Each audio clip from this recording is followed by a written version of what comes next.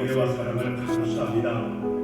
하나님께서 하나님 32회 전국대학교 수교대회로 불러 모아주셔서 많은 교수님들이 이 아버지 배재대학교에서 하나님 말씀을 듣고 기도하고 찬양케 하시고 은혜받아 하나님의 영광을 위해서 헌신할 수 있는 귀한 은혜의 장을 베풀어 주셨음을 감사합니다.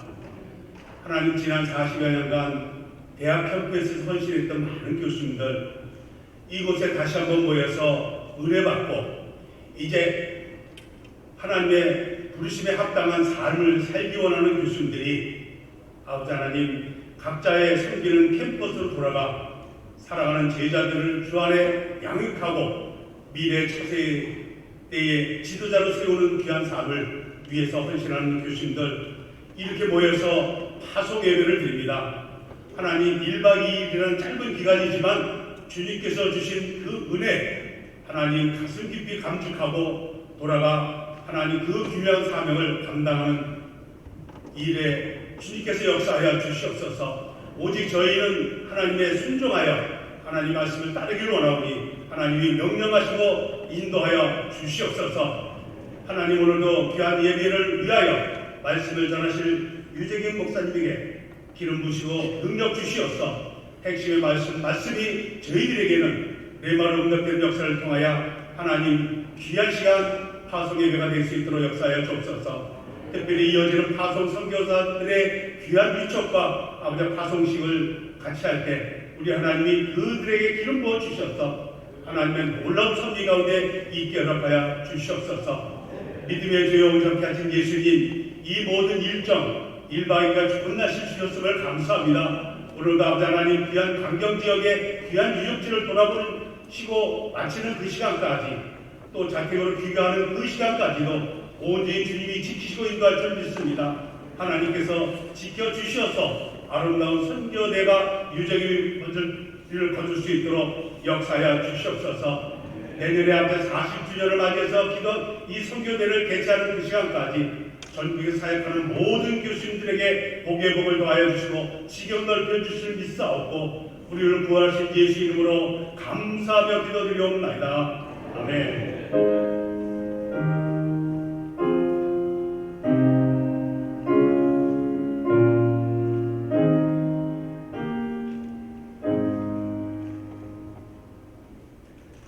찬송가 216장 드리시겠습니다.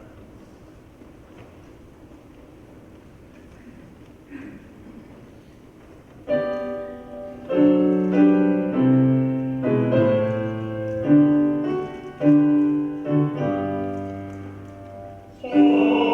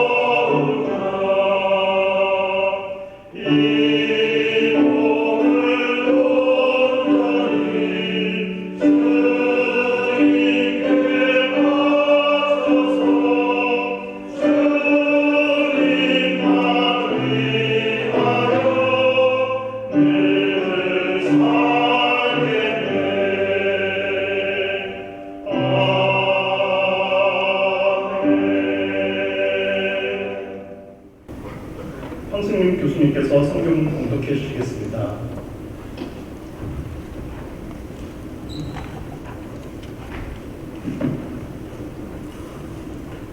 마태복음 26장 1절에서 13절 말씀입니다. 예수께서 베다니 나병 환자 시몬의 집에 계실 때에 한 여자가 매우 귀한 향유 한 옥합을 가지고 나와서 식사하시는 예수의 머리에 부으니 제자들이 보고 분개하여 이르되 무슨 의도로 이것을 허비하느냐, 이것을 비싼 값에 팔아 가난한 자들에게 줄 수 있었겠도다 하거늘 예수께서 하시고 그들에게 이르시되 너희가 어찌하여 이 여자를 괴롭게 하느냐, 그가 내게 좋은 일을 하였느니라. 가난한 자들은 항상 너희와 함께 있거니와 나는 항상 함께 있지 아니하리라.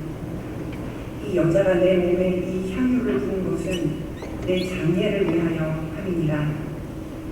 내가 진실로 너희에게 이르노니 온 천하에 어디서든지 이 복음이 전파되는 곳에서는 이 여자가 행한 일도 말하여 그를 기억하리라 하십니다.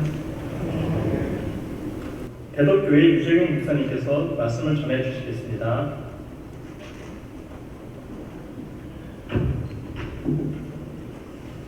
네, 여러분 1박 2일의 짧은 여정이지만 하나님께서 이 귀한 여정 중에 여러분의 큰 은혜 주셨을 줄로 믿습니다.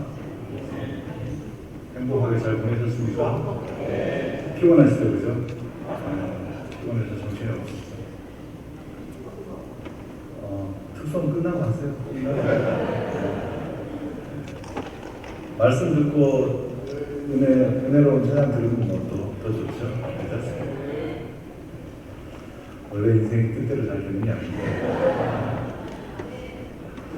자, 여러분 1박 2일이 피곤하지만 집중해서 짧게 말씀을 나누고 가도록 하겠습니다.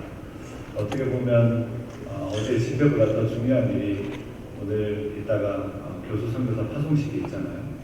사실 우리 동료들이 자신의 인생을 선교적 사명을 향해 드리겠다고 하는 것만큼 더 귀한 시간이 없겠습니까? 그죠?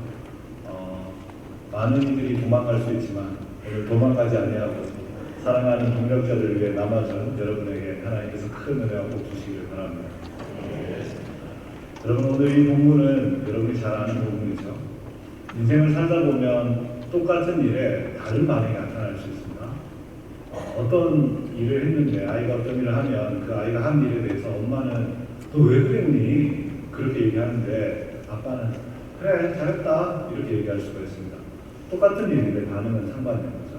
오늘 본문에도 똑같은 일에 대해서 상반된 반응이 나타났다. 예수님에게 한 여인이 귀한 향유 옥합을 깨뜨려 머리부터 발까지 씻어드리는 일이 일어났는데 이 일에 대해서 예수님은 뭐라고 말씀하냐? 복음이 전해지는 모든 곳마다 이 여인의 이야기가 전해질 것이다. 엄청난 칭찬이죠. 십자가와 부활의 복음이 전해지는 모든 자리에 이 여인의 이야기가 나온다는 것은 세 섹터로 이 여인의 이야기가 전달된다는 진짜 엄청난 칭찬 아닙니까? 그런데 여기에 있는 제자들은 정반대로 예수님이 엄청나게 칭찬하는 이 일에 대해서 엄청난 비난을 가하고 있습니다. 오늘 본문 8절을 보면 제자들이 분개했다 이렇게 말하는데요. 분개했다는 것은 극도의 분노를 말하는 거죠.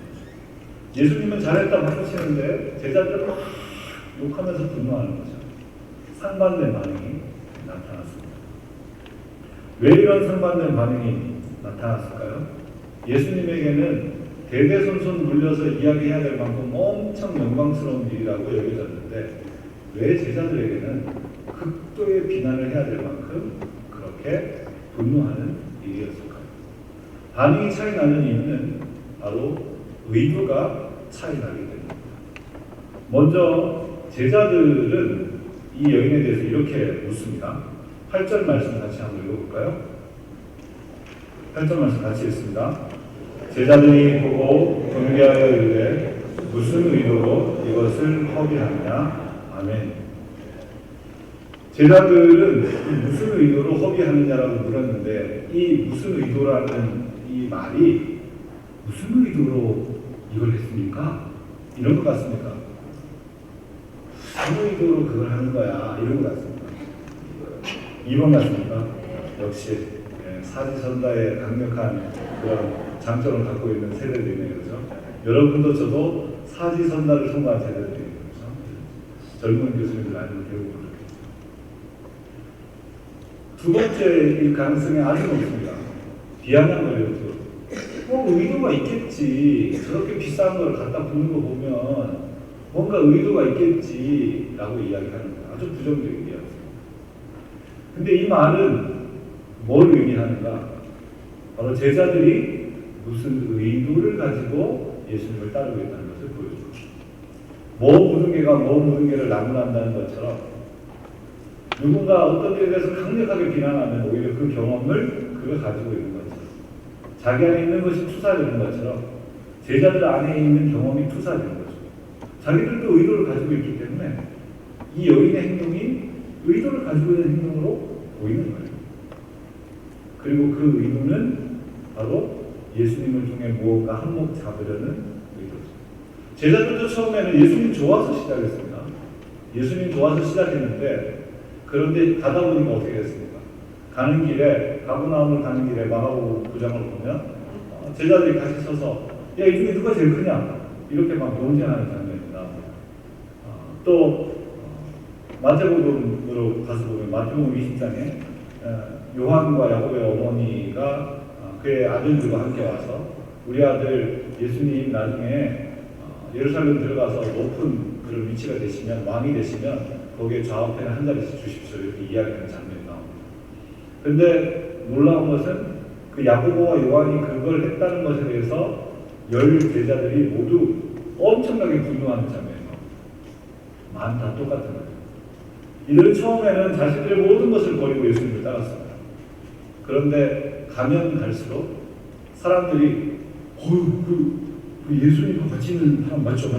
거기 앞에 서 있는 사람 맞죠? 거기 5,000명 먹일 때 빵 나눠주는 사람 맞죠? 이러니까 뭔가가 막 올라오는 거예요.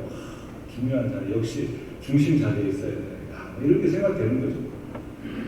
갈릴리라는 변방에 살던 그들이 이제 예루살렘 그 중심지에서도 중심 속에 속하게 될 것 같은 그런 세상적 야망, 한때 버려두었던 그 세상적 야망이 막 끌어오는 걸 느끼게 됩니다. 그들은 성공 의도로 자기도 모르게 오염되어 있는 거죠. 그들은 성공 의도로 예수님을 따르고 있습니다. 처음에는 아니었지만 이제는 예수님을 통해 성공하려는 의도로 예수님을 따르는 거죠. 자기들도 모르게 성공 여정으로 여정을 바뀌었지만 그러나 그들은 그것조차 깨닫지 못하고 있습니다. 근데 여인은 어떻습니까? 여인에게 의도가 있나요? 여인에게는 의도가 별로 없어 보여요. 왜냐하면 이 본문을 기록하는 성서의 저자가 7절 보면 이 여자를 누구라고 기억합니까? 한 여자라고 기억하고 있기 때문입니다. 물론 비슷한 이야기를 다루고 있는 우리 마가복음이나 요한복음 본문에는 이 여인을 마리아라고 언급하고 있죠. 아마도 이 여인은 거리의 여인이었을 것으로 추정합니다. 그렇죠? 그러나 이 본문은 그걸 밝히고 있지 않습니다. 그 말은 무슨 말이에요? 이 여인이 어떤 여자이고 이 여인의 이름이 세세토록 기억되게 하고 싶지 않은 거죠. 이 본문 안에서는 이 여인은 그냥 기억되는 사람이 아닌 거예요. 근데 이 여인이 지금 예수님께 와서 이 일을 행하고 있는데 이 여인이 행하고 있는 이 일에 대해 그 어떤 보상도 요구하지 않고 있다는 것을 우리는 이 여인의 이름이 알려지지 않는다는 것에서 추측할 수 있습니다. 이 여자는 왜 이런 일을 했을까요? 의도가 없죠. 이 여인이 처음부터 내가 예수님한테 가서 이 향유를 부으면 사람들이 욕을 할 것이고 그럼 예수님이 너무 잘했다고 칭찬하면서 성서에 네 이름이 기록되게 해줄 것이다. 그래서 그래 이 향유 옥합 깨트리고 성서에 이름 한 줄 박아보자. 이렇게 생각하면서 이걸 한 건 아닐 거예요. 이 여인은 사실 이 이름도 없으면 한 여자가 누군지 어떻게 알아요? 결국 이 여인은 정말 의도 없이 일을 했다고 볼 수 있습니다. 만약에 굳이 의도를 따져야 한다면 어떤 의도입니까? 오직 사랑의 의도로 이 일을 했다고 볼 수 있는 거죠. 여러분 이 여자가 어떤 방식으로든 예수님의 깊은 사랑을 경험했을 겁니다. 왜 이 향유옥합을 부은 일을 엄청난 사랑이라고 우리가 해석할 수 있는가? 첫 번째는 이 나주옥합을 부어서 발을 씻기고 이 행동 자체가 엄청난 사랑으로만 이루어질 수 있습니다. 두 번째는 이 여인이 향유옥합을 부었을 때 예수님이 누구세요? 누군데 저한테 이러세요? 저 머리 감았는데 왜 그러세요? 이렇게 얘기하지 않았다는 거예요. 그건 예수님이 이 여인을 안다는 것이죠. 이 여인과 어떤 만남이 있었다는 것이에요. 이미 직접적 만남이 있었습니다. 마리아라고 했을 때는 거리에서 그녀를 건져주셨다고 이해할 수 있겠지만 한 여자라고 말했으니까 사실 어떤지 잘 모르죠. 이 여인을 치유해 주셨을 수도 있고 이 여인의 귀신 들림을 고쳐주셨을 수도 있고 이 여인의 상처받은 영혼을 완전히 닦아주셨을 수도 있고 이 여인을 고통받는 삶의 현실로부터 새롭게 변화받도록 말씀으로 감동시켜 주셨을 수도 있습니다. 어떤 것인지 알 수 없지만 그러나 분명히 이 여인은 예수님을 만났고 예수님에 의해 깊은 사랑을 경험했고 그리고 예수님에 의해 변화받은 것은 확실합니다. 그래서 오직 사랑의 의도에 젖어서 예수님에게 옥합을 붓는 것이죠. 오직 사랑의 의도로 행했을 때 어떤 일이 일어나는지를 오늘 본문이 잘 볼 수 있는 보여주는데요. 몇 가지로 보시죠. 먼저 10절 말씀 같이 한번 읽어볼까요? 10절 같이 읽습니다. 예수께서 하시고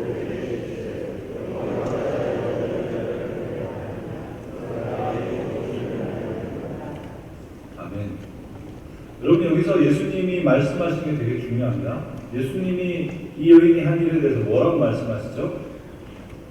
그가 내게 좋은 일을 했다. 여러분 인생은 선택의 연속이구나. 근데 사실 좋은 것하고 나쁜 걸 선택하는 건 어렵지 않아요. 좋은 걸 선택하시겠어요? 나쁜 걸 선택하시겠어요? 다 좋은 걸 선택하시죠. 어렵지 않습니다. 근데 좋은 걸 선택하시겠어요? 더 좋은 걸 선택하시겠어요? 이건 어렵습니다. 그냥 생각하면 당연히 더 좋은 걸 선택하지만요.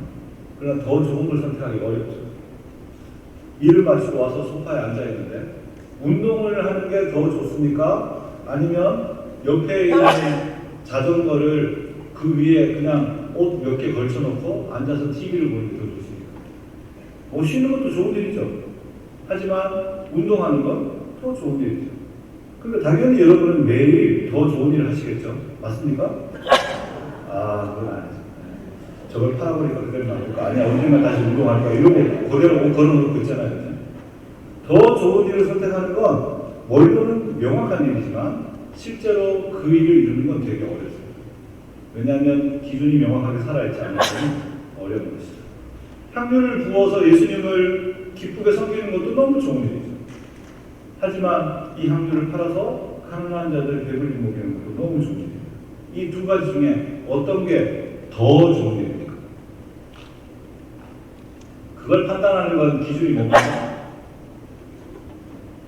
예수의 사랑은 예수로 판단하는 거죠. 이게 예수님 보시기에 좋은가? 누구 보기에 좋은가가 아니고요. 나 보기에 좋은가가 아니고 예수님 보시기에 좋은가인 거죠. 여러분 제자들은 예수님과 3년을 보냈습니다. 지금 마태복음 26장은 마태복음 28장이 끝이니까 거의 끝무렵이죠. 예수님의 생애가 거의 공생애가 끝날 무렵까지 오랫동안 같이 있었지만 제자들이 좋다고 하는 걸 예수님은 좋다고 하지 않으시는 거고 예수님이 좋다고 하는 걸 제자들은 나쁘다고 말하는 겁니다. 그들의 가치 평가의 기준은 뭡니까? 자기 자신의 눈이지 예수의 눈이 아직 아니라는 걸 알려주는 것입니다. 여러분 우리는 정말 생때와 같은 너무너무 소중한 방학 중에 이틀이나 여기다가 빼어들었습니다. 방학을 얼마나 기다렸습니까? 선생님으로 사역하는 모든 분들은 저한테 그렇게 얘기합니다. 목사님, 모든 교사들의 유일한 소망은 뭔지 아세요? 종강입니다. 그들에게 가장 고통스러운 날은 언제인 줄 아세요? 개강입니다. 우리의 소망은 부활이 아니라 종강입니다. 그런 교수님들이 여기 사시는 것도 아니면서 1박 2일 시간을 내서 여기 오신다는 건 엄청난 것이죠. 여행과 휴식에 시간을 쓰고 싶지 않은 분이 누가 있겠어요? 그렇죠? 교수 성격에 여기 왜 오셨어요 도대체? 대학 교수는 뭐 잘하면 돼요? 연구 잘하면 되고, 그리고 강의 잘하면 되고, 그리고 과제 많이 하면 되고, 프로젝트 많이 해서 학교도 돈 많이 벌고 나도 돈 많이 벌고 다음에 학생들 많이 유치하고 뭐 그럼 제일 좋은 거지. 여기 왜 오셨어요 도대체? 여러분 왜 왔습니까?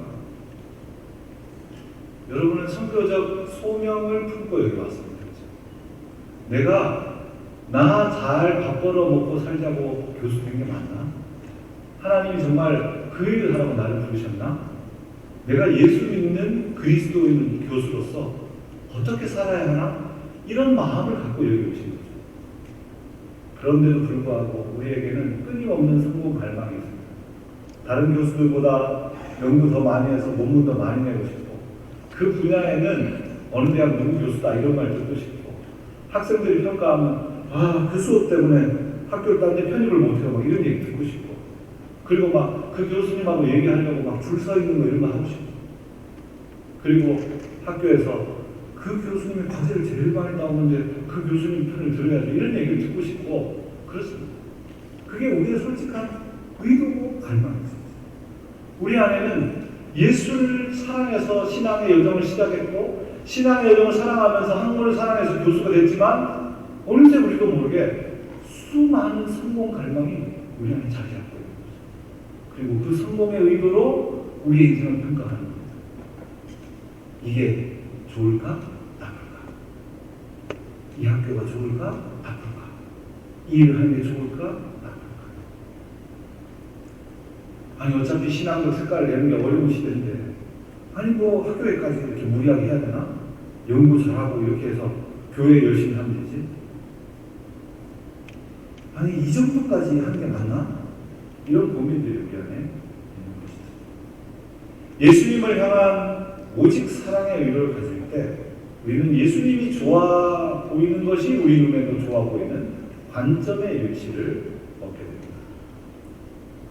연구하고 강의하고 상담하는 걸로 충분한 세속적 교수에 비해서 연구하고 강의하고 상담하고 기도하고 학생들에게 복음을 전하고 이걸 해야 되는 우리의 여정이 그것게 여겨지지 않고 십자가의 길과 똑같구나.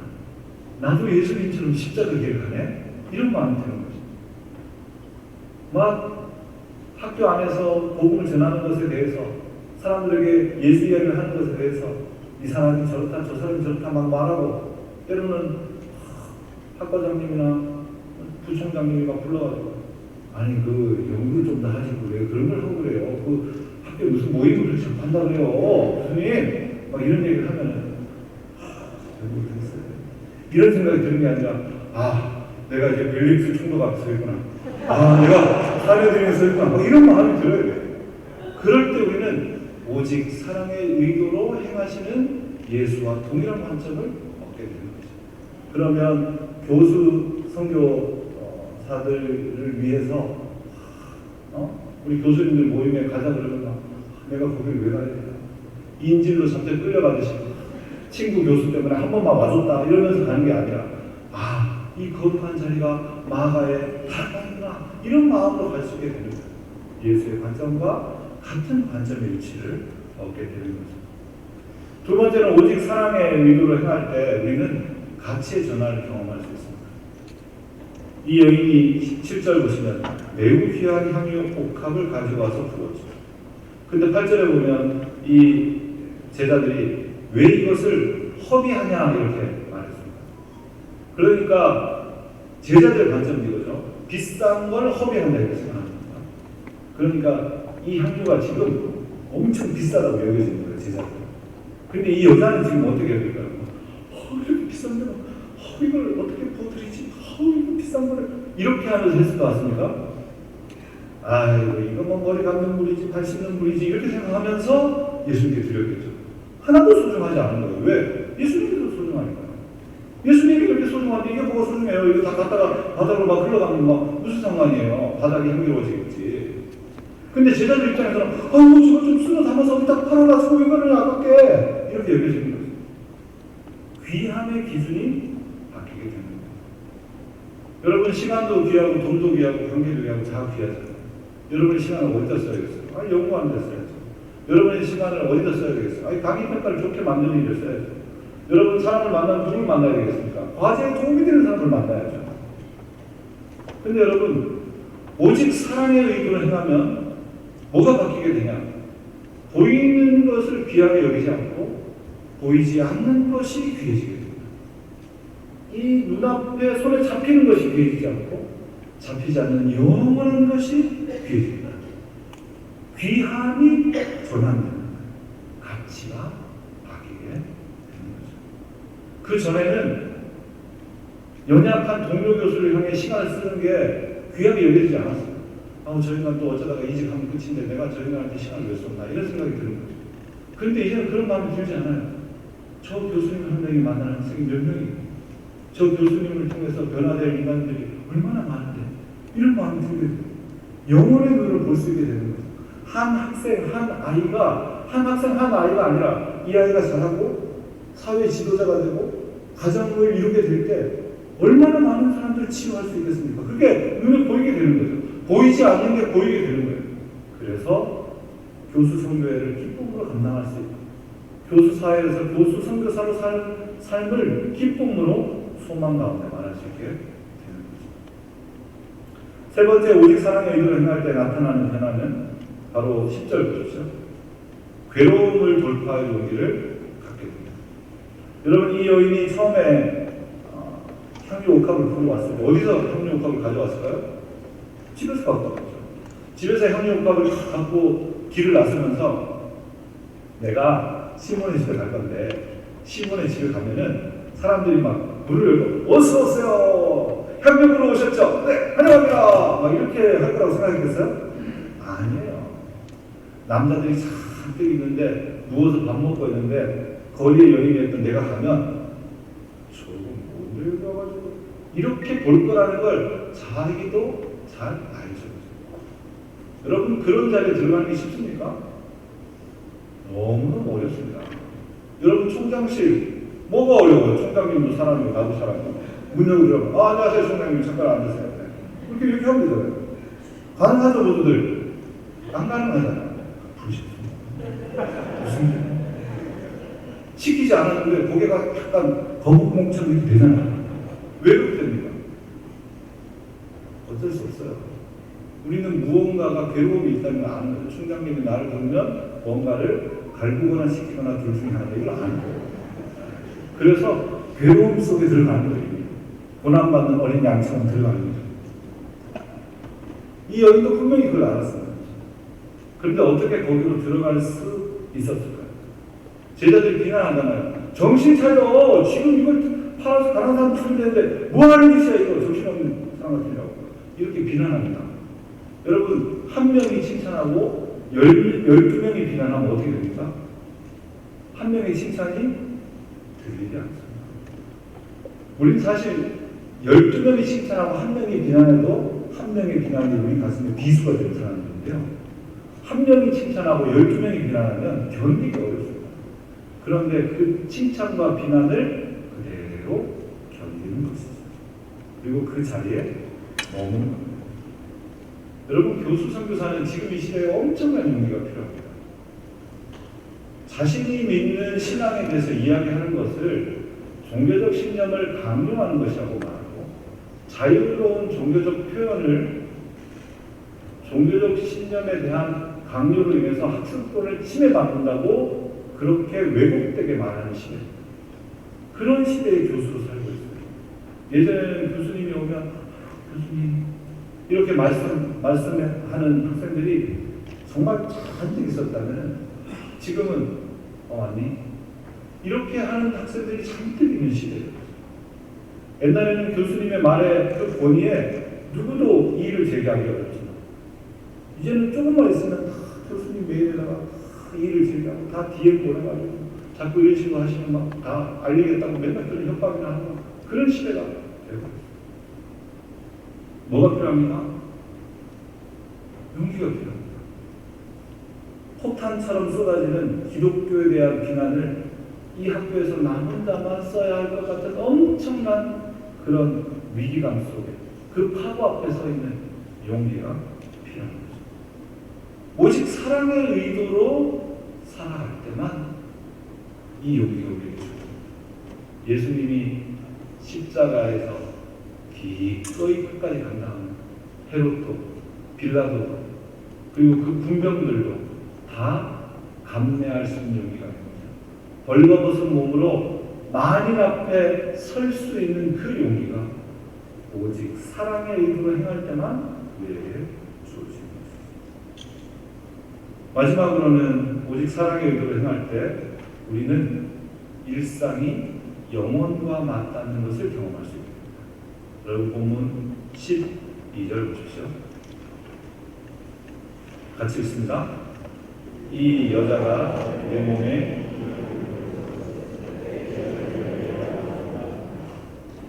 아멘. 이 여인이 내 장례를 위해서 일을 했다고 이렇게 말씀하시죠.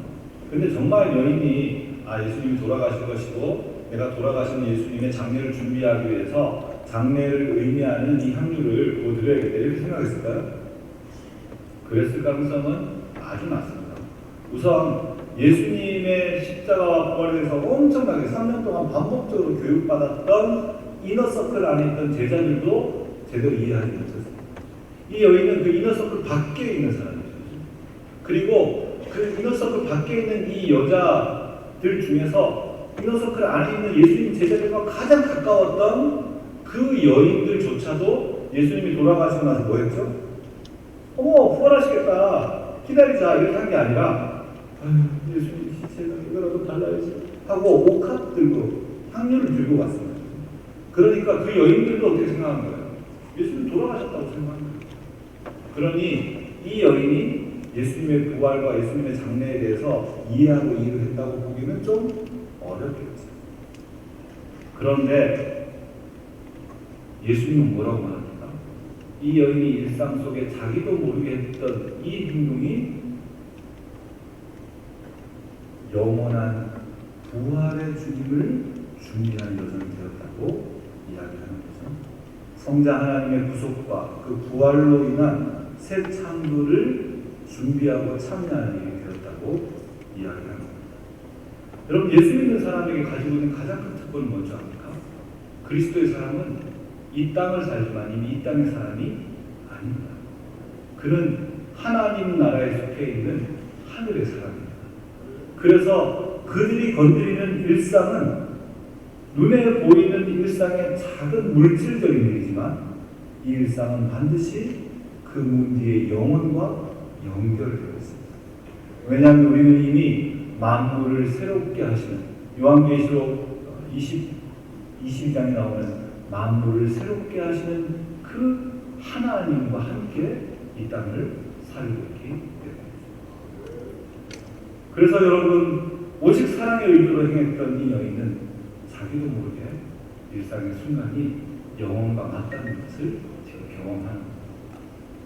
이 여인처럼 오직 사랑의 의도로 살아갈 때 우리는 내가 누군가를 만나는 이 짧은 순간, 내가 누군가의 만남을 앞두고 기도하는 이 짧은 순간, 내가 학생들에게 좀 더 강의를 잘하기 위해서 고심하며 강의를 고민하는 이 짧은 순간, 내가 때때로 도저히 연구가 풀리지 않아 연구실 밖에 나와서 학교를 산책하면서 하나님 앞에 울며 지혜를 구하는 그 짧은 순간이 바로 겟세마네의 주님과 한적한 곳에서 기도하셨던 주님과 제자들을 길러내기 위해 그 제자를 선택하시기 전날 밤을 지새우셨던 주님과 맞닿는 것입니다.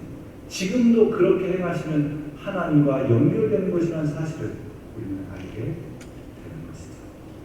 일상인 줄 알았는데 하나님과 연결되었다는 사실, 하나님이 내 일상 속에 행하신다는 사실을 경험하게 됩니다. 사랑하는 여러분, 좋은 아빠 엄마 되고 싶고 좋은 교수 되고 싶고 능력 있게 살고 싶고 성공적인 교수로 살고 싶고 동시에 복음을 전하는 교수로 살고 싶죠. 이 시대에 그런 일을 하는 것은 참 만만치 않은 일입니다. 어떻게 예수께 칭찬받는 교수로 살아갈 수 있을까요? 이 여인처럼 오직 사랑의 의도로 행하는 것입니다. 오직 사랑의 의도로 행할 때 위의 눈에 보기에 좋은 것이 아니라 예수 보기에 좋은 것을 행하는 관점을 얻게 될 것입니다. 오직 사랑의 의도로 행할 때 사람들이 귀하다는 것이 귀해지는 것이 아니라 하나님이 귀하다고 하는 것이 귀하게 보이는 그런 가치의 전환을 경험하게 될 것입니다. 오직 사랑의 의도로 행할 때 때때로는 너무 십자가 같고 힘든 이 함께 살아가는 믿음의 교수 선교사로 사는 이 사명이 기꺼이 감당할 만한 것이 되는 용기가 우리 안에 주어지게 될 것입니다. 그리고 오직 사랑의 의도로 행할 때 여러분이 살아가는 이 일상의 작은 순간들과 만남들이 영혼과 연결되어 있다는 것입니다. 그래서 베델이라는 들판에서 하늘로 향한 문을 열었던 야고보죠. 여러분의 생애에 하늘과 연결되고 영혼과 연결되는 그런 삶을 살아갈 수 있게 될 것입니다.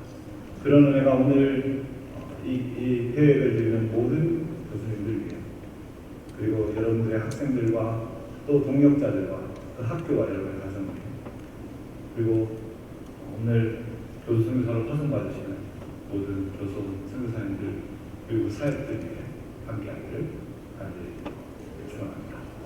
기도하겠습니다. 하나님 아버지 주님 주신 사랑의 의도로 살아가는 자가 되게 하십시오. 그래서 나보기에 좋은 일이 아니라 예수 보기에 좋은 일을 나보기에 소중하다는 것이 아니라 예수가 귀한 것이 귀하게 보이는 가치들을 그리고 예수가 걸어간 그 괴로움을 기꺼이 돌파할 용기를 그리고 일상의 작은 순간을 영혼과 연결하는 감격과 신비 속에 살게 하십시오.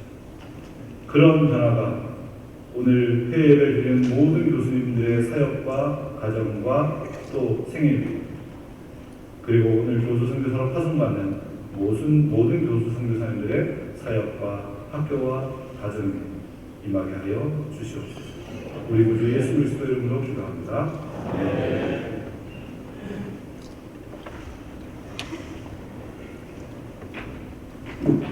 네, 경성대 김옥수 교수님께서 특송해 주시겠습니다.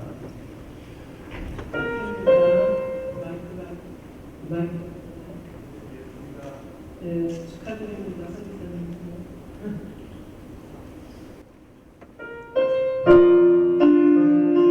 숫자가 있는데